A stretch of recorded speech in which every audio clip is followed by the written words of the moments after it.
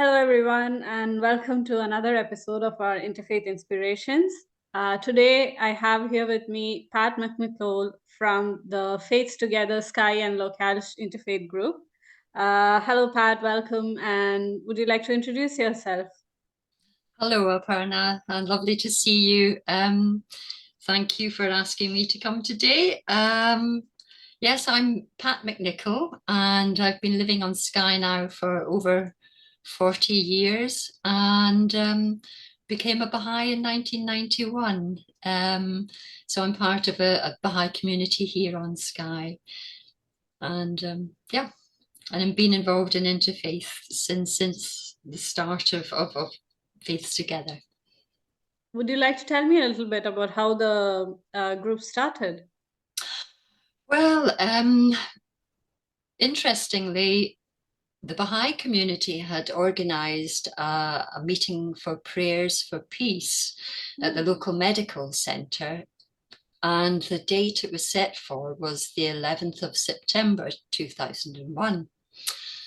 Now, that was a Thursday, and on the Tuesday, we know what awful events unraveled in New York. So everybody locally and all around the world, I know, was badly shaken by that terrible event. And so on the Thursday evening, we weren't quite sure what to expect, but we had over 20 people arrive at the centre to share with us and saying prayers for world peace and just sending out love and compassion to all those who had died in that event and to their loved ones. So at that meeting, there was a minister from the Episcopalian Church in Portree, a lovely, lovely gentleman called Michael Porteous.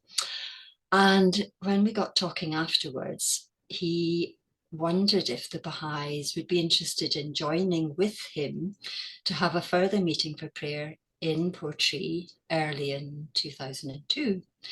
So that happened, and again, a good number of people came along, and it was decided shortly after that meeting that perhaps we could start a local interfaith group.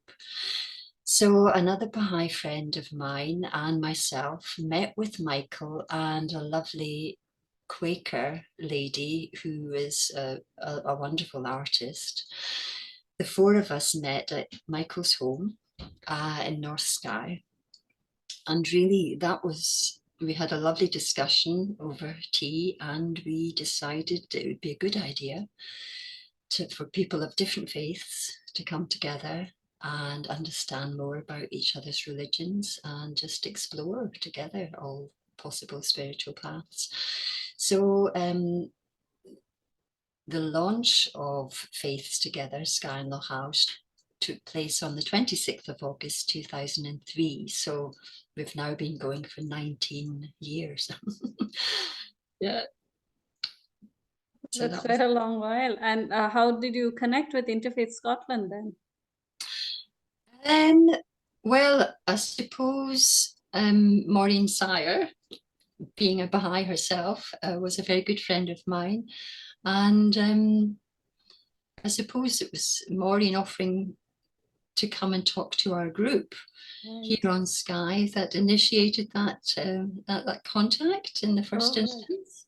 And then it just went from strength to strength. And yeah, we've loved being a part of Interfaith Scotland and having that connection and being able to involve ourselves in different events. Prior to lockdown, we had, a few of us went to network seminars and going to one of the women's meetings in Dundee quite some years ago. So yes, it's been a lovely association. Oh, yeah. And next year would be 20 years then, since you're a start. Well, I know we'll have to do something special then. And speaking of lockdown, like how was that sustaining the group, like during being together during lockdown, and how did that work out for your group? Well, it actually worked out very well because, as you can imagine, living on Skye, different members live in different parts, and actually there's quite a distance between, for example, where I live in Broadford, it's 25 miles from Portree, and people live north of Portree and west of Portree, and one member lives down in Ardvaser, which is like 15 miles south of me. So in fact, discovering Zoom and being able to meet online actually solved a number of difficulties for us, because not everyone had their own transport to get to meetings. And then sometimes in winter, the weather was so awful, it was very difficult or scary to make that trip in the dark evenings on a wild, wet night as far as Portree, and then think of coming home again. So lockdown was quite a boon for us. So we had our planning meeting, which we do every January, to set a program. And so we decided on a series of talks. So I think that first year of lockdown, we had at least 4 talks, perhaps 5. And it was same in the second year as well in 2021. And fascinating talks. And the beauty of that too was that you could invite speakers from anywhere in the world, which we did. We spoke. We had Mark Tully give one of the talks to us, and he was speaking to us from India. So it was a wonderful way of connecting with people further afield, and it was a wonderful way of keeping connected with one another. And everybody quickly got used to Zoom and adjusted to it, and it was fine. So it wasn't too much of a problem, and actually solved the problem of transport for us.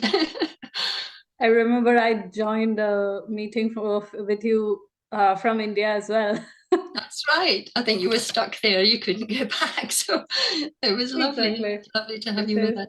Yeah. And I remember your that Scottish Interfaith Week 2020. That was a completely online event, and you had very. Do you want to try? I really enjoyed what you did for Scottish Interfaith Week 2020. Would you like to say a little bit about that? Well, we always get together and have a think about how we could market, and we thought, well, what can we do online? And it was to do with creativity that year. Yeah. So there were a few of us in the group who had written quite a bit of poetry, and there were a few artists, and we just had the idea that if it were technically possible, and thanks to two members of our group who are sort of IT experts, we managed to compile a beautiful online gallery of a mixture of poetry and prose, accompanied by photographs or paintings by different members in the group, and it was just something that we really, really enjoyed doing, and felt connected us in a very special spiritual way. Because as we know, spirituality is very often expressed through creative means, and so the poetry and the artwork and the photography seem to lend itself beautifully to that. Yes, I really enjoyed looking through that gallery, and it was especially a lot of. It felt very, like you said, the connection throughout the whole project. Yes, it was really wonderful.